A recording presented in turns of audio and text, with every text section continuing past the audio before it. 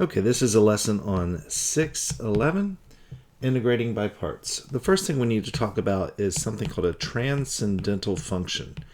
And so a transcendental function, you've actually used functions like this for several years of math. You've just never maybe called it this. It's a function that's maybe an exponential function or a logarithmic function or a trig function. It's basically, the definition is a function that can't be written as a polynomial, basic algebra. And so we use a technique of integration called integrating by parts. Anytime we have the product of one or more of these functions multiplied together or multiplied with an algebra polynomial, product of course being multiplied. Now, there are several transcendental functions that you've already integrated, and you've already integrated some that were products, but they always worked out so that the part that you were taking the transcendental function of, like the logarithm of x squared, might have an x that would cancel out with substitution. So now we're looking at, well, what happens in the cases where substitution will not cancel out the extra variable whenever you have these transcendental functions. So we're going to do something called integrating by parts. So, for example, we could, now we'll be able to integrate something like this, x times e to the x, or we'll be able to integrate something like this, x times sine of x, or we'll be able to integrate x squared times the natural log of x. All of these won't work with just regular substitution. So it's called integration by parts. And basically, on integration by parts, what you're going to do is you're going to have the integral of a part we'll call u, and then a part we'll call the derivative of v. This is a little confusing. Once we do it a couple of times, it'll make sense. And that becomes u times v minus the integral of v du. All right, well, the best way is for me just to go ahead and jump right in and show you a sample problem of this. And you should write this with me. Pause the video as you need to pause to think about things or to catch up. All right, so let's say we want to find the integral of x squared times the natural log of x. Okay, so what we want to do is we want to let u be the natural log of x. Now, there's a reason why I've chosen out of these two parts. We have the x squared part and the ln of x part. There's a reason that I chose u to equal the ln of x part instead of the x squared part, and we'll sort all that out in a few minutes. But I want to go ahead and I want to split this up into a u part and a dv part. Well, what's dv mean? Well, since we let u be the ln of x, dv will be everything else, x squared dx.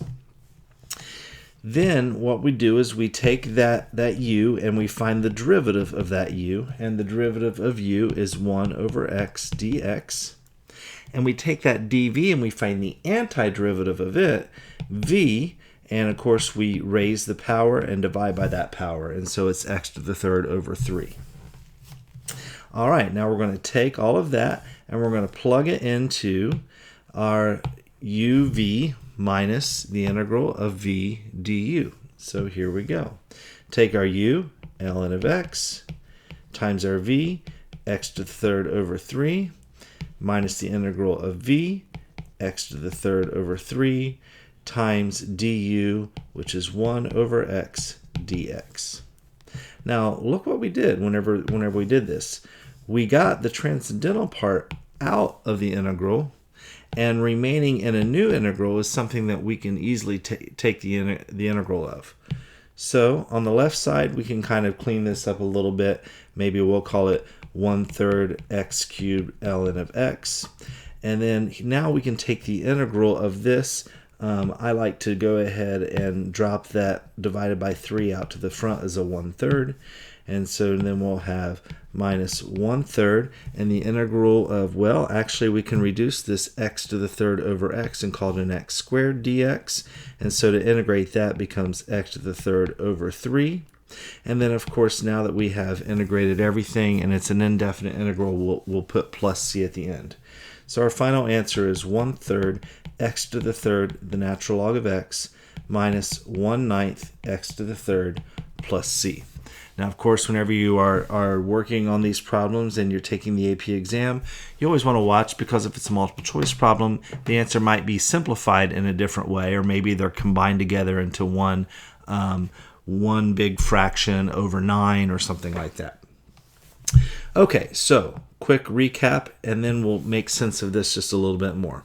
It's called integration by parts, and it's whenever we have what are called transcendental functions, and those are functions that have exponential, logarithmic, or trigonometric parts multiplied by other things, sometimes by algebraic parts, or maybe by other transcendental functions.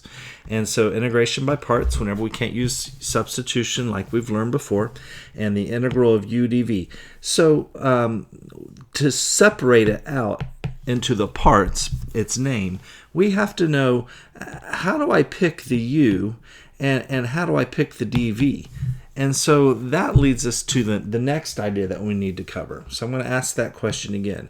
How do we pick the part to call u, and how do we pick the part to call dv? And so we have this word acronym, LIATE, that we use. And the order of those letters, LIATE, tell us the order of how to choose which part is going to be our u part. So if you have a logarithm in your integral, you want it first. If you have a logarithm, that will be your u part. If you don't have a logarithm, then you look and you see if you have any inverse trig, and if you do, then you're going to let that be your u part. And then if you don't have any of that, you're going to say, do I have any just regular algebra expressions? If you do, you're going to let that be your u part. If you don't have any of those three, then if you have a trigonometric expression, then you're going to let that be your u part. And finally, that leaves us the exponential expressions. You'll let that be your u part. And it's important that as you're selecting your u, you go in this order, because if you have a logarithmic part, but you decide to set the algebra part to be your u, then you could end up in this kind of endless cycle where integrating by parts doesn't actually solve anything for you. It just keeps repeating itself kind of ad nauseum. So LIATE is the little word you want to memorize, and you are going through a checklist looking at your parts, looking at the two things that are multiplied together to make the product in the integral, and finding the part that you're going to set to be your u part. So let's do one more example, and this example we'll kind of go through all the steps, and we'll kind of see one more thing that can happen with this. So let's find the integral of x squared times cosine of x dx. Okay, so I'm going to go through LIATE, and I'm going to figure out which part am I going to let to be my u part. I have no logarithms, I have no inverse trig, but I do have an algebra part, and that's the x squared. So we're going to let u be the x squared, and that means dv is going to be the cosine of x dx. All right, so we're going to take the derivative of u, which is 2x dx, and we're going to take the antiderivative of dv, which is sine of x. So I'll write it over here to the side. Remember, integration by parts is uv minus the integral of v du. So let's go ahead and write those parts in. U x squared v sine of x minus the integral of sine of x times 2x dx. Okay, so we have made some progress, although maybe it looks like we haven't, because we started with an algebra expression times a transcendental expression, a trigonometric expression, and now we have another trigonometric expression times an algebra expression. We cannot take the integral of this. We can't use u substitution or something like that. But what's key, instead of being discouraged and think maybe we messed up, it's key to notice that we start with an algebra expression x squared, and now we're down to a single x power. So we are making progress of getting rid of one of the two factors out of this product. So we actually have to use u substitution a second time. So we're going to go ahead and do this process one more time with this new integral. So LIATE, I'm going to let u be my 2x and my dv be my sine of x dx.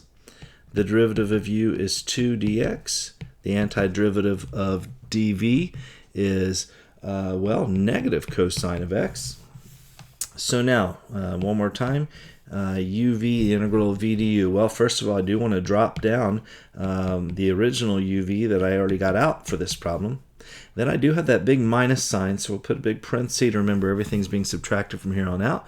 So u times v, 2x, times negative cosine of x, minus the integral of v, negative cosine of x, times du, times 2, times dx. And we have all that's being subtracted. And so now let's kind of clean this up just a little bit. So we have that whole front stuff. I'm going to distribute this negative sign in, but I have a negative on the cosine as well, so that's going to be plus 2x cosine of x. Then I'm going to distribute this negative sign into the next minus sign, and that makes that plus, but then I have another negative there, so all three of those negatives are going to make that a minus the integral of cosine of x times 2 dx. So I'll bring that 2 out to the front and say the integral of cosine of x dx. All right, we're really close now.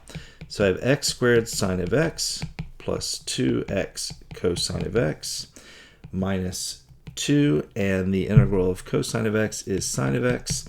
And now that I have the whole problem finished, we'll put a plus c at the end of it. And there we go. That is the answer.